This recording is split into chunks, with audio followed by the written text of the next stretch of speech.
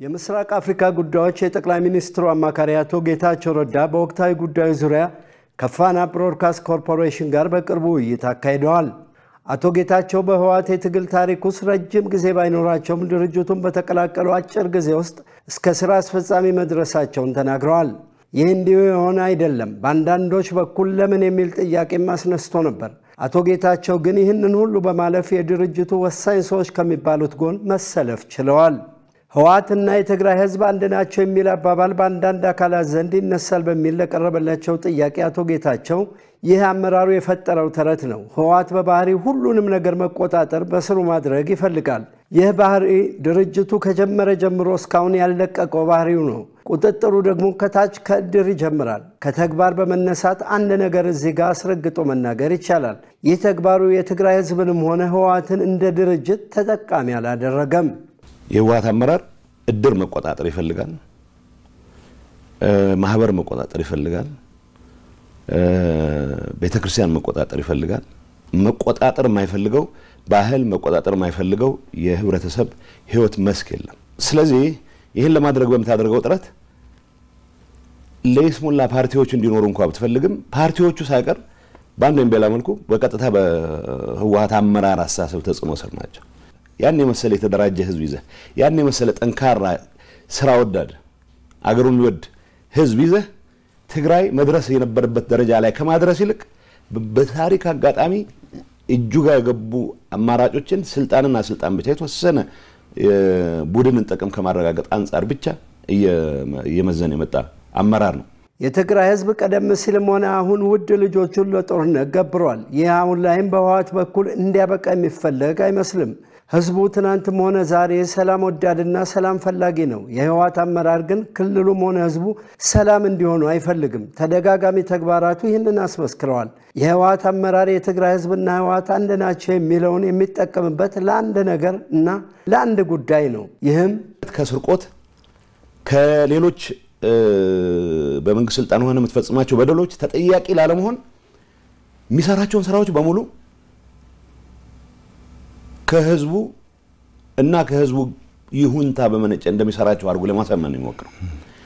እውነቱ ምንድነው? የሚሰርቅ ባለስልጣን የሚሰርቅ አመራር በህዝብ ስም ሲምል ሲገዘት ድርጅቴ አንድም ነገር እኮ ህወሓት እና ህዝቡ አንድ ነው ማለትም እንኳን አንድ ነገር ነው። አመራሩን ነው ራሱን የህዝብ ወኪልም አድርጎ ህዝብንም እንዲሰግድለት አድርጎ ህዝብ አንድም አይነት የተቃውሞ ምልክት እንዳያሰማ አፍኖ የስርቆት አጀንዳ ውስጥ በደንብ ተነክሮ ግን ደግሞ ህወሓትና ድርጅት አንድ ስለሆነ ብሎ በዛ ማጭበርበሪያ ራሱን ነፃ ለማድረግ የሚሞክርበት ሁኔታ ህወሓትም በቅርብ የሚያውቁት አቶ ጌታቸው እንዳስረዱት ህወሓት ችግሩ ጥፋቱ እንዲነገረው አይፈልግም፣ መወቀስ አይፈልግም፣ ችግሩን ፈቶና አርሞ መቅረብ አይፈልግም። መስማት የሚፈልገው ደግደጉን ብቻ ነው። ከሁሉ በላይ ህወሓትን እጅጉን ቅር የሚያሰኝና የሚያስከፋው ጉዳይ ቢኖር በራሱ በትግራይ ህዝብ ይበልጡን ደግሞ በወጣቱ እንዲህ ነው መባልን ፈጽሞ አይፈልግም።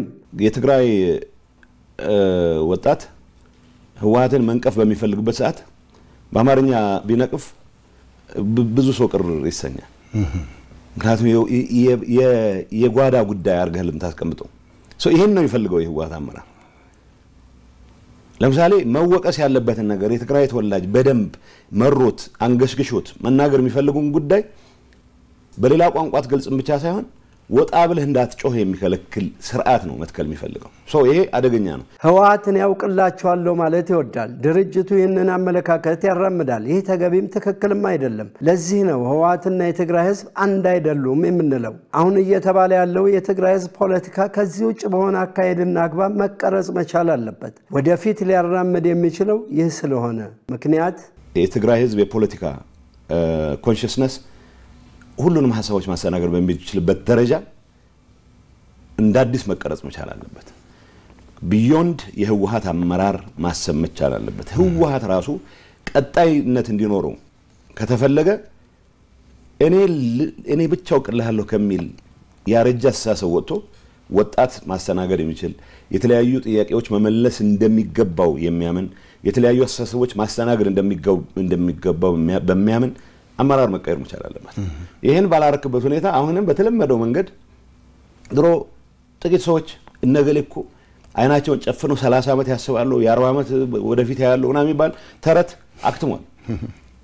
እኔ ያባለሁበት አመራር የህወሓት አመራር የየሳምንቱን መተንበያ ያቅቶን ህዝብ ጦርነት ውስጥ ገብቶ ጦርነት ውስጥ ከገባ በኋላ በመስዋዕትነቱ የፈለገውን ርቀት ሊሄድ ይችል የነበረን አደጋ ቀልብሶ ወደ ሰላም ከመጣን በኋላ በየሳምንቱ የሚቀያየር በየሳምንቱ አጋጣሚዎችን ያያየ ልጠቀም የሚል አደገኛ አመራር እየሰጠን ሰላሙንም ተጠቃሚ እንዳይሆን የልማትም ተጠቃሚ እንዳይሆን ህልውናውም አደጋ ላይ የሚወድቅበት ሁኔታ ከመፍጠር አንፃር ትልቅ አስተዋጽኦ ያደረገ አመራር ነው። አሁን ላይ ህወሓት እንደ ድርጅት የህዝብን አጀንዳ ይዞ ታግሎ በማታገል ለውጥ ማምጣት በሚችልበት ሁኔታ ላይ አይደለም። ይህ ማለት ህዝቡን ችላ በማለት ዘረፋና ሙስና ውስጥ የተዘፈቀ ድርጅት ነው። እየተነገረውም ቆም ብሎ ራሱን ለመፈተሽ አይሞክርም። ከሁሉም በላይ አሁንም ቢሆን አመራሩ በትግራይ ሰላም እንዲሰፍን አይፈልግም። ጦርነት ውስጥ ገብተን የሁሉ ጣጣ ከተፈጠረ በኋላ በመቶ ሺዎች የሚቆጠር ሰው ካለቀ በኋላ የሰላም አጋጣሚ ተጠቅሞ ሰላሙ መስዋዕትነታችን የመጣ ነው። ሰላማችንን ማስጠበቅ መቻል አለብን። ሰላማችንን ለማስጠበቅ በየጊዜው መሞት የለብንም። በህይወት ኖረን ህዝባችንን ማገልገል የምንችልበት ኢንቫይሮንመንት ተፈጥሯል። ይሄን እንጠቀምበት ብለን በወሰንበት ሰዓትም ጭምር ስልጣኑና ጥቅሙን ብቻ የዘረፋ ኔትወርኩን ማስጠበቅ ብቻ ማዕከል ያደረገ አመራር አሁንም ሰላም ደፍርሶም ቢሆን ህዝብ ለአደጋ አጋልጭም ቢሆን ህልውናን ያስቀጥላል ብሎ ሲፍጨረጨር በተግባር የታየ ነው። ይሄን አስተሳሰብ ይዘህ ነገ ተነጎዳ መቀጠል አይቻልም ብቻ ሳይሆን አሁን የትግራይ ወጣት ደርሶበት ባለ የንቃት ደረጃ በፈለከው መልኩ ምክንያቱም ከእንደዚህ አይነት መከራ ሊያወጣህ ብቻ ሳይሆን ወደ ሌላ መከራ ሊያስገባህ የሚችል ሊደርሺፕ በምን ማጂክ በምን ተአምር ነው አመራር ብለህ ይዘው ልትቀጥል ነው ይችላል። ይሄንን ነገር ማስተካከል ባልቻልክበት ሁኔታ ህወሓትም አንድ አመት መቀጠል አይችልም፣ 2 አመት መቀጠል አይችልም። በጦርነት ሳቢያ በትግራይ በአማራና በአፋር ክልል ከፍተኛ የሆነ ሰብአዊና ቁሳዊ ጉዳት ደርሷል። የደረሰውን ጥፋት ገምግሞ የእርምት እርምጃ መውሰድ ይገባል። ይህንን ማድረግ ማለት በቀጣይ አብሮ በሰላም ለመኖር ያግዛል። በተቃራኒው ከሆነም እንደዚሁ አብሮ ለመኖር አይጠቅምም። ከዚህ አንጻር አቶ ጌታቸው በጦርነቱ ወቅት በሁሉም አካባቢ የደረሰ ጥፋትና ውድመት እኩል ሊሰማን እኩል ሊያመን ይገባል ብለዋል። ከዚህ ውጭ ግን የአንደኛውን ጉዳት ከፍ የሌላኛውን ጉዳት ማሳነስ ተገቢም አስፈላጊም አይደለም። ስለዚህ የተፈጸመው ጥፋት አማራም ላይ አፋርም ላይ የተፈጸመ ጥፋት ኢኳሊ ነው ሊያሳመን የሚገባው። ኢኳሊ ሊያሳመን ይገባል ማለት ግን ብዙ ጊዜ ግሎስ ኦቨር የማድረግ ነገር አለ። ምንድነው አይ ትግራይ ብቻ እኮ አይደለም የወደመው አማራም ኮወድሟል ብለህ ስትናገርና ነው ጦርነቱ በሁሉም አካባቢዎች ውድመት አስከትሏል ብለህ ስትናገር ያለው ኢምፕሊኬሽን የተለያየ ነው። ስለዚህ ብዙ ጊዜ አንዳንድ መድረኮች ላይ የሚገባን ይሄን ያክል ጥፋት ገጥሞናል ብለህ ስትል አንዳንድ ፌደራል አማራም እኮ ጥፋት ፈጽሟል ተፈጽሟል ፈጽሙን ማመን አለብኝ መጠየቅ ካለብን እንጠየቅም ከሚሉ ሰዎች ውስጥ ነኝ። በጠፋው ጥፋት ልክ መጠየቅ ካለብን መጠየቅ አለብን ከሚሉት ውስጥ ነኝ። እንዳልኩ ነው ፓሪቲ የመፍጠር ሳይሆን አቻነት የመፍጠር የጥፋት ሳይሆን በሁሉም አካባቢዎች የተፈጠረው ጥፋት አንፎርቹኔት ነው መሆን አልነበረበትም ብለን ወስደን በየትኛውም ክልልና አካባቢ ጸብ የሚያጭሩ ጉዳዮችን ሳይሆን ሰላም ሊያመጡ ሊያቀራርቡ የሚችሉ ጉዳዮች ላይ መትጋት ይገባል። አሁን ላይ በአንዳንድ አካባቢ የተጀመሩ ድንቅ የልማትና የለውጥ ስራዎች በሌሎች አካባቢዎችም ማስጀመር ያስፈልጋል። ሰዎች አገሬ እኔ የሚለውን አመለካከት እንዲያዳብሩ አንድ ስፍራ የታዩ ስራዎች ሌላም ቦታ ተደግመው ሊታዩ ይገባል። ይህ ያቀራርባል፣ ያስተሳስራል። ሰላም ሲኖር መነጋገር መወያየትም ይቻላል። ሰላምን ለማጽናት ዋናው አጀንዳችን መሆን መቻል አለበት። ይሄን ሰላም ማጽናት የምንችለው ለጦርነቱ ምክንያት ይሆኑ አለመግባባቶች በሰላምና በሰላም ብቻ ሊፈቱ የሚችሉበት ኢንቫይሮንመንት እንደ አዲስ መመለሳቸውን በማረጋገጥ ነው። ይሄን አርገ እንደተባለው ነው የትግራይ ህዝብ ተበድያለሁ ብሎ ስለሚያምን በብዛት በወጣቱ ዘንድ የሚቀነቀን የተነጣይነት አስተሳሰብ አለ። ይህ አስተሳሰብ ለምን መጣ ብሎ መፈተሽ ነው ተገቢ የሚሆነው። ይህ አስተሳሰብ ከጸረ ኢትዮጵያነት ይህ አስተሳሰብ ከጸረ አንድነት ወዘተ ከሚሉ ጥቅል ፈረጃዎች ወጥተን ህዝቡ ለእንደዚህ አይነት አስተሳሰብ ወጣቱ ለእንደዚህ አይነት አስተሳሰብ ያነሳሱት ምክንያቶች ምንድናቸው ብሎ አድረስ ማድረግ እንደዚህ ለማከም የሚያስችል ስራ መስራት ተገቢ ነው የሚሆነው። እንደተባለው ሀገር በፈቃደኝነት ብቻ ሳይሆን በጋራ የመልማት ፍላጎትም ላይ መመስረት መቻል አለበት። ትግራይ አዲስ አበባ ውስጥ ያለ እንቅስቃሴ ደስ የሚል የልማት እንቅስቃሴ ትግራይ ውስጥ ሊደገም እንደሚችል የሚያሳይ ኢንቫይሮንመንት ካልፈጠርክ በስተቀር ባህር ዳርም ሊደገም እንደሚችል ደብረ ማርቆስም ሊደገም እንደሚችል በየገጠሩም ሊደገም እንደሚችል ካላሳየህ በስተቀር ሰዎች በሚደረጉት አጓጉ እንቅስቃሴዎች ተጠቃሚ ሊሆኑ የሚችሉበት ተስፋ ካልፈጠርክ በስተቀር ኢትዮጵያ ሀገር የሚል ፍላጎት ስላለ ብቻ ሀገር ሊቀጥል አይችልም። አቶ ጌታቸው ከፍተኛ የህወሓትና የትግራይ ታጣቂ አመራሮች በወርቅ ንግድ የመንግስት ገንዘብ በመዝረፍና በህገ ወጥ የሰው ዝውውር ላይ ተሳታፊ እንደነበሩ አንስተዋል። የወርቅ ዘረፋና ንግድ በቅርብ ጊዜ የተጀመረ ሳይሆን ቀደም ሲልም ይደረግ ነበር። ይበልጡን ደግሞ ጦርነት በነበረበት ወቅት ጉዳዩ ተጧጡፎ ቀጥሏል ይላሉ። የወርቅ ንግድ አሁን የፕሪቶሪያ ስምምነት ከተፈራረምን በኋላ የጀመረ የሚመስለው ሰው አለ። ጦርነት ውስጥ ባንድ በላ መልኩ እኔ ማምንበት ሬዚስታንስ ነው ያካሄድኩት የማምንበት ትግል ነው ያካሄድኩት ብዬ ነው ማምነው። በዛ በማምንበት ትግል ውስጥ የትግራይን ህዝብ አጀንዳ ይዘው የታገሉ ብዙ የጦር መኮንኖች አሉ። ለሰሩት ስራ ያለን ክብር በፍጹም ሊቀንስ አይችልም። ግን ደግሞ ገና ጦርነቱ በሺዎች የሚቆጠሩ ወጣቶችን ይበላ በነበረበት ወቅት ሳይቀር ምሽግ ለመቆፈር ብለን የወሰድነውን ኤክስካቫተር ወርቅ ለመልቀም ይጠቀሙበት የነበሩ አዛዦችም አሉ። ይሄንን አቃለን ሲዋሹ በጣም ነው የሚገርመኝ። እኔ እስካሁን የዋሸሁት ይበቃኛል። እስካሁን የታገስኩት ይበቃኛል። ሰው ሲሸጡ የሚኖሩ ሰዎች አሉ። በትግራይ ክልል ሰዎችን እያገቱ ገንዘብ መቀበል ቢዝነስ ሆኖ ቆይቷል። ይህንን ጉዳይ በዋነኛነት ሲያቀለጣጥፉና ሲመሩ የነበሩት የድርጅቱ ከፍተኛ አመራሮች ነበሩ። ስራው ከፍተኛ ትርፍ ስላለውና ብዙ የተነካካ ስለሆነ ድርጊቱን መከላከልም ሆነ ማስቆም አስቸጋሪና አዳጋች ነበር ብለዋል። የውጭ አካውንት ከፍተው በሺዎች የሚቆጠሩ ሰዎችን እየሸጡ እያገቱ አሁን በኤርትራነት ጀመረ መጨረሻ ወደ ትግራይ ተወላጆች ዞረ። ይሄን አመራር የሚሰጡ ከፍተኛ አመራሮች አሉ። ይሄን አጥንተን ለህግ እንዲቀርቡ 2 አመት ሆኖታል። አሁን እሱን መጣበታል ነው። ይሄን የሚመራ የመረጃ መመሪያ ኃላፊ እርምጃ እንዲወሰድበት ወይ ከስራ እንዲነሳ ብለን ወስነን ስናበቃ ይሄንን ለማስፈጸም ኃላፊነት የሚሰጣቸው ሰዎች የኔ ሰዎች ናቸው። የጸጥታ አመራሮች ናቸው። የጸጥታ አመራር በባህሪው ጥፋት ያጠፋም ያላጠፋም የመተጋገዝ ባህሪ ያላቸው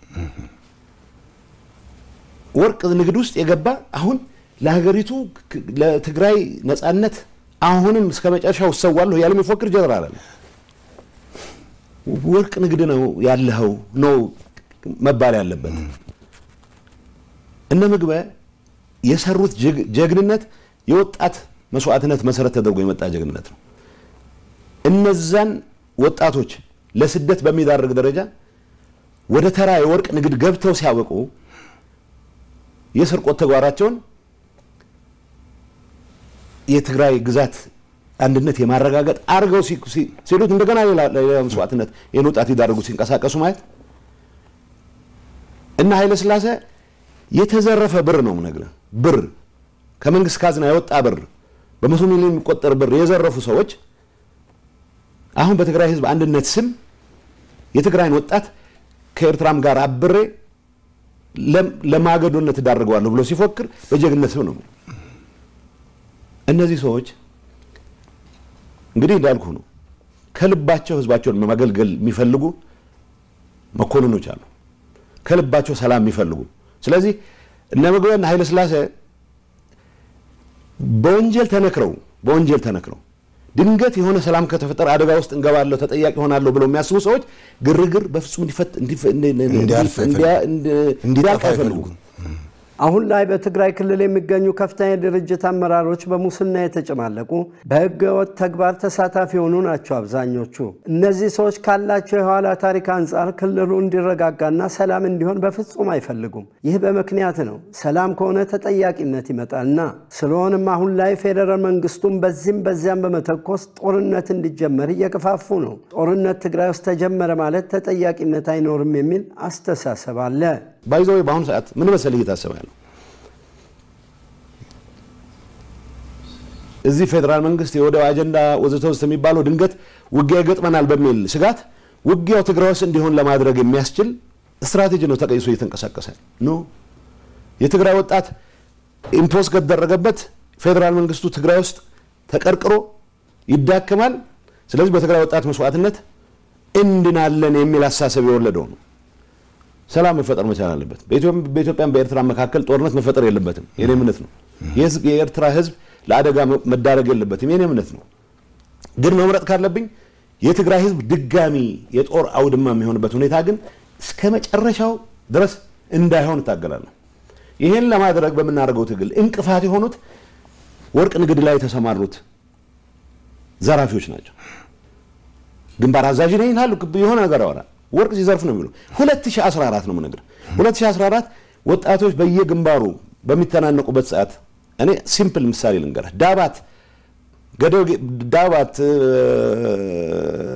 ደባርቅ አካባቢ ሊማሊሙ ውጊያ ይመራ የነበረ ሰው ሩቅ ርቀት ሆኖ ውጊያ ይመራ የነበረ ሰው at the same time በኤክስካቫተርስ ወርቅ የቆፈረ ይሸጥ ነበር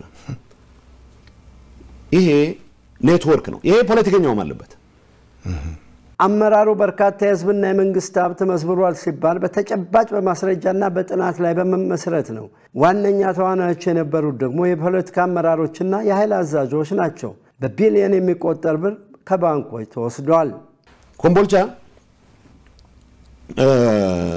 ኢሹ አካውንት ነበር እኔ አሁን በዛን ሰዓት በእኛ ውሳኔ ነው ትክክል ነው ውሳኔው ብዬ ነው ማምነው ገንዘብ ያስፈልገናል በጦርነት ያደርግን ነው ገንዘብ ያስፈልገናል ተብሎ ባንኮች ውስጥ የነበሩ የግል ባንኮች አንንካ የመንግስት ግን መውሰድ አለበት የሚል ፖለቲካሊ ወሰንን እሺ እኔ እንደማቀው 4 ቢሊዮን ነው ኢሹ አካውንት ላይ ነበር ይሄን ማረጋገጥ ይችላል ብሔራዊ ባንክ ምክንያቱም የመጣልኝ ወረቀት አለ የጊዜው አስተዳደር ፕሬዝዳንት ኮንኩ በኋላ ምን እንደተፈጠረ ባንኮች ውስጥ ግለጹልን የሚል ኢሹ አካውንት ያለው ገንዘብ እንዲሰበስቡ ከተመደቡት ሰዎች መሃል አንደኛው የግንባር አዛዥ የሚባለው ኃይለ ስላሴ በቢሊየን በ100 ሚሊዮን የሚቆጠር ገንዘብ ነው የወሰደው ኢንፋክት 1 ቢሊዮን አካባቢ ነው የወሰደው እሱ ስር ተፍተፍ የሚሉ የሱ አገልጋዮች የሆኑ የተወሰነ ድርሻቸውን ይወስዳሉ አብዛኛው ሰው ከትግሉ ለትግራይ ህዝብ ህልውና ካለው ጥቅም አንፃር ብቻ ነው የተሳተፈው ገንዘብ ያገኝበታል ብሎ የተሳተፈ የለም ሰው እነዚህ ሁሉንም አይደለም በአንድ ላይ መጣ በዛ ውስጥ ይሄንን ያስተባበረ የነበረ ሰሞኑን በቁጥጥር ስር እንደዋለ ሰምቻለሁ ከውጭ ላይ ነበርኩት ሰምቻለሁ በራሳችን ጥናት እኔ አይደለሁም ያደረኩት ያን ጥናት ዶክተር ደብረጽዮን በሚመራው ጥናት ይሁሉ ዝርዝር አለ ተቀምጧል ዝርዝር ተቀምጦ ለምሳሌ ይሄ ኃይለ የሚባለው ሰው እኔ እንገር ኃይለ እንትን ብቻ አይደለም ይሰራው እኔ በማቀው በሚገባ ባረጋገጥኩት ሰነድም ጭምር የወርቅ ማሽኖችን ሲያስገቡ ነው በወርቅ የፖለቲካ አመራሩም ወርቅ እነዚህ ምልህ ሰዎች የፌደራል ሰዎች ጋር ይነጋገራሉ ልንገር እዚህ ፓጢያቱ ብዙ ነው የፌደራል ሰዎች ጋር ማሽን ሲያዝባቸው እናንተን የመሰለ ሰው እኮ የለም ይያሉ የተለማመጡ ማሽን ሊያስለቁ ይሞክራሉ ይሄ ዝርዝር መረጃ ነው ያለኝ ይሄንን የኔ ምክትል ያቀን የዘታላ ተነጋግረን እርምጃ እንውሰድ ለፍትህ ይቅረው የተደረገ ጥናት ነው ምነግርህ በተደረገው ጥናት እገሌ ይሄን ያክል 300 ሚሊዮን ወስዷል በቁጥጥር ስር ይዋል ይሄ እገሌ ይሄን ያክል ማሽነሪ ወስዷል በቁጥጥር ስር ይዋል የተባለው እርምጃ እንውሰድ ካልን 2 አመት ሆነ